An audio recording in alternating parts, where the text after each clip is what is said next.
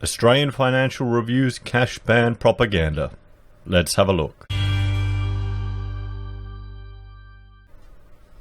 Good morning everyone, Florian Heise here, and welcome to another episode of HeiseSays. I have my morning shine of coffee, and I thought we would have a look at this article from the Australian Financial Review from today that was sent to me by John Adams. Senators stare down a cash conspiracy.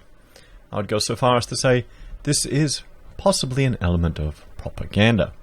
Now, I am not a journalist, guys. I am not an economist. I am an architect. And as an architect, my training is different to a lot of other people.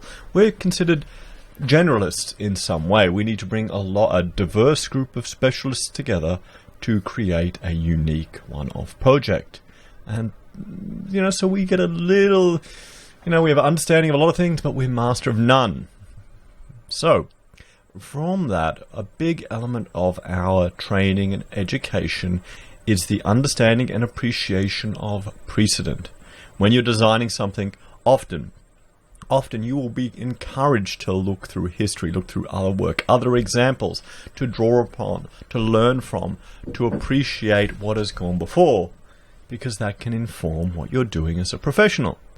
And then you need to, also bring together all these other people, this other expertise, this other knowledge to come out with a project, hopefully, successfully, at the end.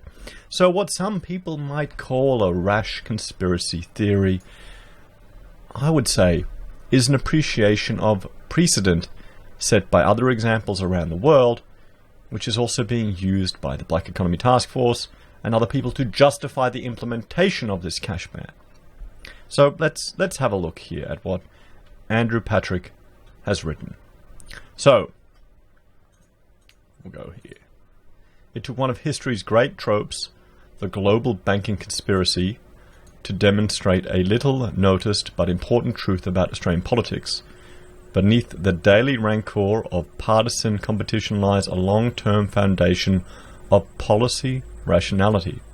Last Friday, after months of lobbying from the political fringe that won unexpected public traction, Labor senators endorsed a coalition plan to ban cash from companies, or cash purchases from companies of $10,000 or more. So Labor is essentially supporting, with some changes to the bill, a reduction in our liberties, a reduction in our rights, a reduction in our freedoms, regardless of claims of a global banking conspiracy and all these things. Fundamentally, that's what it is. You're taking away the rights of the people of your civilization. That is a very drastic move. A very drastic move. One that I'm not happy with. One that should be enough of a consideration. And here, people use the conspiracy word to make it seem evil. But think about it. How's a bunch of Reserve Bank chairs meeting and discussing and sharing their knowledge and learning from one another any different to any other professional group meeting? This happens in every profession. I'm a big fan of Low Carb Down Under. I watch their YouTube channel religiously. And they have panels of professionals coming together, meeting to discuss, sharing knowledge and learning from one another. GPs from all over the world are coming, presenting, sharing their studies they're doing, or just even the anecdotal experiences they're having with their patients. Does that make that a conspiracy theory? No. It's a collection of professionals coming together and learning from one another. It's the same thing with our CEOs here in Australia, when they're coming together and they're learning from one another. I may disagree with the fact that many of them want to implement gender quotas, and many of them want to remove merit-based promotion in their businesses, but still, that is them coming together and just learning from one another. Do journalists not do this? Do they not do it? Because I'm just thinking of the few journalists I know. Are they a profession similar to other professions? Like architects, you'll have conferences, you'll have networking events where you just go and talk. You'll be bitching about the new CAD or new changes, or we've bought this point cloud scanner and it's letting us save all this money. People share knowledge. That's how I see this as. Is that a conspiracy, guy? But then again, I'm not trying to paint a particular narrative, am I? I'm an advocate for our individual liberties, and I see this as an attack on it. So, the agreement could mark a turning point in Australian economic history, a first legislative step towards what may one day become a cashless economy. Now, I honestly think Australia is definitely heading towards a cashless economy. I think just out of convenience. Out of convenience. I'm not a Luddite that doesn't appreciate the conveniences of technology. Okay? I will happily, well not happily, I will begrudgingly pay the charge that MasterCard charges me on my transactions because I like having it all on my bank statement and getting it, and then putting it into my accounting software, and that just makes it a lot easier from a business perspective. The convenience. Australia's moving cashless out of convenience. That's another argument against needing to implement this. I'd suggest maybe we need to go away from a fiat system. I'd like to look at some ideas of probably an energy-based currency, but that's a more science fiction fantasy. Anyway, proposed in 2017 by the late chairman of KPMG International, Australian Michael Andrew, the restriction is designed to make it harder for criminals, drug dealers, fraudsters, tax avoiders to buy houses, cars, boats, suits, jewellery, and other baubles with their zero taxed earnings. Of course, because criminals obey the law. The change should also reduce the pricing penalties on honest business people who don't offer cash discounts, which is often a way for consumers to avoid paying the goods and services tax. Now, do you know any business people that do that? How guarantee that would occur? But is it worth sacrificing a liberty for your people? I've got to make sure you can see all of this. A liberty for your people, guys, for that simple reason. Is it worth that? I'd argue it isn't. I would argue that our liberties and our rights are more important than that small loss to the economy for people who are getting over GST. Maybe that's just because I understand that there's always going to be a deadweight loss in these interventions. Because remember, goods and services tax isn't a natural part of the economy. It's not a natural part of trade to constantly be giving a portion of all of the things you charge for something to the state, is it? Australia, because of its good governance, doesn't suffer as badly from tax evasion as other countries. Around 10% of the $80 billion cash in circulation has either been lost or is used in the illegal, non-taxed economy. That's not that much, $8 billion. The Reserve Bank of Australia estimates. But the tax system still struggles to meet many worthy requirements expected of it. Okay, that is a completely opinion-based argument. I would say, well, if you believe that it's struggling to meet the many worthy requirements, Aaron, you're more than free to make a donation directly to the tax department to help support the government spending.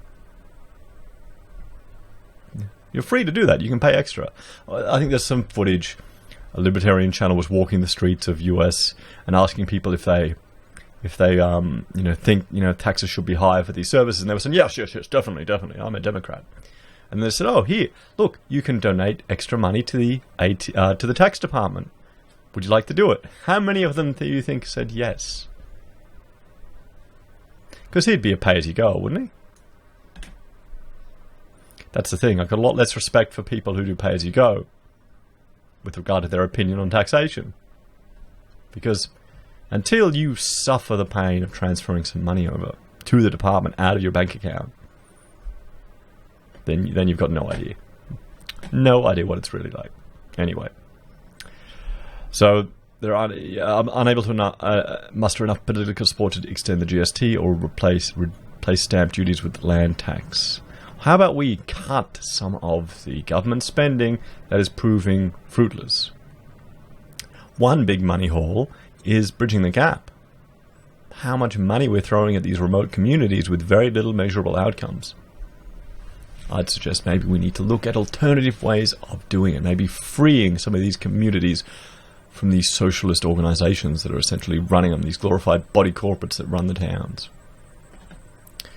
But no, there's no dialogue around those type of ideas, is it? Basing this, Liberal Labour, National and Central Alliance members of the Senate Economics Legislation Committee withstood not inconsequential pressure to endorse a plan its noisy detractors said would enslave Australians to banks. A potent argument in a post-Hayne world. Well, won't it? Won't it? You don't have much freedom of choice in banks. Since 2007, the RBA has examined 82,000 payments made by consumers. Only 20 were for more than $10,000. Not one was in cash. So whose freedoms are under threat? Everyone's freedoms are under threat. Every single one. Okay? Everyone's. It doesn't matter if it doesn't happen. It's everyone's freedom. That's it. It's bloody obvious. But he's painting a narrative. He is painting a narrative, and people will just read it and go, yeah, okay. And that's the challenge that you face in the political environment here in Australia. Most people are just, happy. The opposition came from a mixture of attention-seeking libertarians, heavy cash-using ethnic groups, and industry suspiciously wary of bank transfers or credit cards, including funeral directors, opal miners, New South Wales farmers, and small tax accountants. Attention-seeking. Of course we are going to be attention-seeking. Because we want... No one knows about this bloody legislation coming through. That is the point of engaging people, getting them politically active. That's my one takeaway from this entire process that makes me slightly happy, is that some people have become politically activated. Members of the Opal Association seem to be unaware that real-time money transfers exist. They state that their members prefer cash payments for their immediacy, as buyers are commonly unknown to sellers, and checks and bank transfers take time, the committee reported. Okay, he's been a smug person here with this statement. Probably because he's never dealt in business. Has he dealt in business? It takes time for cash payments. Often you have to pay more for real-time payments. Often who doesn't want to get a bank ID, which have been found to potentially be compromised? Cash is instant, 100%. And people will often give it discounts because they don't need to wait. Paradoxically, the argument that gained most traction was the most extreme, pushed by the far-right Citizens Electoral Council, a perennial bear property pundit, and former aide to the ambassador to Washington, Arthur Sin Os. It said the plan was part of a plot to enrich the banks by driving interest rates below zero. The committee was sent 2,659 emails, letters, and documents. Most condemned the plan. Many cited the conspiracy theory. Okay. Let me bring up this. These are nations that have implemented negative interest rates. Now, negative interest rates are becoming, sadly, more accepted as part of modern monetary policy as the economy gets worse and worse. Our own cash rate is predicted to head down today. I did a video looking at some of the nations that have cash bans. France, Hungary, Portugal, Slovakia, Czech Republic, Spain, Bulgaria, Belgium, Greece, Italy. There are others as well. So, there's a precedent for that. Regardless of if you think it's a conspiracy theory, and if you think it will enrich the banks. Nevertheless, at the moment, negative interest rates are considered part of the kit of tools of modern monetary policy, with economists using them, guys. They're using them. So, is it a problem to be worried about this stuff? The department got another 3,620, many of which couldn't be published because of their profane content. Well, this is the thing. You're dealing with people who may have never written a letter to an organization like this or made a submission. And I know we don't want to hurt anyone's sensibilities here, by publishing something that may be profane, but it's something to be concerned about. Some 80 of the hardcore opponents attended a public hearing held last month by the senators in Sydney. Yes. Now, you've got to remember, the entire Black Economy Task Force, their public tour, which was used to justify some of these arguments, only attracted over 300 people. And this was, I'll bring it up here, I mentioned it here. Here we go. We'll say what cities this was. Perth, Sydney, Bathurst, Mildura, Hobart, Melbourne, Adelaide, Brisbane and Gold Coast. So 1, 2, 3, 4, 5, 6, 7, 8, 9. So what? Let's say, we'll bring up a calculator. What is that? So say 350, over 330 divided by 9. 36. Let's do 390 divided by 9. 43. So, one could argue that the attendance rate at this event in Sydney showed a greater public interest and concern than the Black Economy Task Force. Wouldn't that be fair? How many people knew this was going on? How many people in business were surprised about this? I talked to conservative friends and they're shocked that this is going through. It's pointless. We can see here only 20 transactions over 10 grand, and that's only the 82,000. This is the thing. You're removing people's freedom. You're criminalizing what shouldn't be criminal. You are basing it on on hearsay. This is anecdotal evidence from this tour and other regions. And there's precedent of negative interest rates. So, and they cheered John Adams, an economist who led the campaign in YouTube videos. His latest video is titled "Freedom in Australia is Dead." They were encouraged by the national broadcaster and embraced by the Greens, who said the plan would help pave the way for surveillance capitalism. Well, I mean, that's an interesting take. I'd say we already have surveillance capitalism in many ways.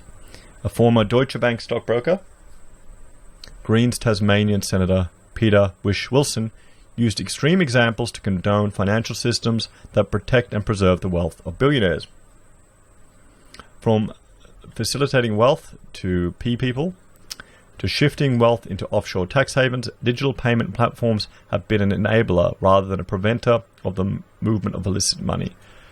Oh, I mean, yeah, I'd agree that's an extreme example, because money can be used for that too. I mean, it's legal to spend money on the same things. It's just more convenient doing it digitally.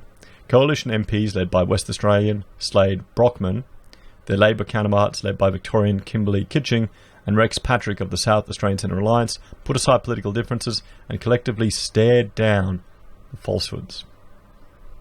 Contrary to a number of inquiry participants' claims, cash will remain legal tender within Australia if cash payment limits come into effect. Yes, but we're calling it the Cashban to gain attention, as the author or the journalist is writing here, because no one knows that this is being put forward. Individuals and businesses will continue to be able to withdraw money in any denomination from their bank accounts and hold it outside the financial system. Yes, but you just can't spend it in $10,000 lots, even if you make payments over time, because you could go to jail. Now, here's the thing. Which of these countries do you think have jail terms for breaking the law? Spending too much cash? Which ones? You think, Belgium would? Nah. Greece, maybe? What about Bulgaria, right near Romania and Turkey? Aussie, guys. We're leading the way. The senators didn't rubber stamp the executive branch's decision. They asked Assistant Financial Minister Michael Sukkar to reconsider the proposed 2-year jail sentence and review some other details. Mr. Sukkar said on Monday he was considering their recommendations. Here's the thing, it shouldn't even get this far with a 2-year jail sentence. Sending people to jail for spending their money. Innocent people will go to jail for this. The rancor of public life has given politics a poor reputation. But the political system can be surprisingly effective at delivering sensible policy, even when the far right aligns with the far right. Wow, I mean, he's definitely constructing a narrative here. He's painting a picture against this ban. I guess, you know, are we at a point now in politics in Australia where arguing for liberty and not going to jail for spending your own money makes you part of the far right? Do you think that? So an interesting piece here. Obviously done for political purpose. Do you believe it? What do you think, guys? Let me know your thoughts and opinions in the comments below. Thank you all for watching. Please like, share, and subscribe to the channel. If you're a fan, there's several ways you can support us. You can share the content and get the videos out there. Let your friends and family know. Help the channel grow. You can support us on Patreon with a monthly donation. You can do the same by joining the YouTube channel here. You can use our affiliate links on Amazon and eBay, where we receive an advertiser's commission. You can also use our affiliate links for Independent Reserve and Kucoin for the crypto traders out there. We have merch at the HeiseSays website. Pocket squares behind me. I have to put another one up here. And we also have PayPal if you want to contribute that way. Thank you all very much. It all helps pay for the equipment I need to create this content. Right now, the next purchase is some new hard drives, because recording daily videos tends to add up. Take care, guys. Have a great day. And I will see you next time. Bye for now.